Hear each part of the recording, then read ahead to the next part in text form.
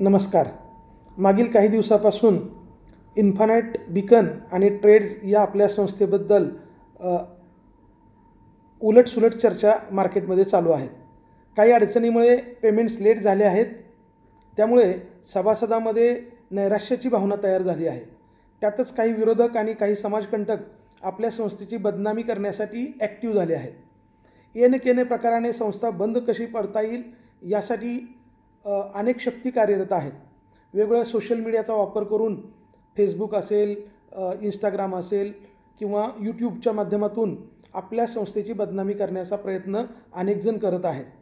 पण तरीसुद्धा या परिस्थितीतून बाहेर पडून सर्व सभासदांचे पैसे परत देण्यासाठी सर्व मॅनेजमेंट टीम आणि सर्व डायरेक्टर्स प्रयत्नशील आहेत. पुढील काही आठवड्यामध्ये सर्व सभासदांची मूळ मुद्दल परत देण्यासाठी सर्व संचालक मंडळ प्रयत्न करत आहे.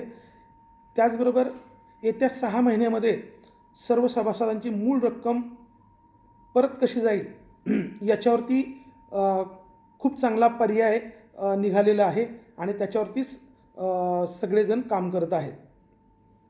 स्वतः अगज मिश्रा सर आणि सर्व संचालक मंडळ त्यासाठी कसोशीने प्रयत्न करत आहे. तर या अडचणीच्या काळामध्ये सभासदांनी विचलित न होता, पॅनिक न होता आणि ज्यांचा आपल्या संस्थेबरोबर कुठल्याही प्रकारचा संबंध नाही अशा लोकांचा कुठल्याही गोष्टीवरती विश्वास न ठेवता त्यांनी पूर्वीसारखाच विश्वास तसाच ठेवावा. कुठल्याही प्रकारचं टोकाचं पाऊल उचलू नये आणि कुठल्याही प्रकारचा चुकीचा निर्णय घेऊ नये एवढीच मी सर्वांना विनंती करतो आहे.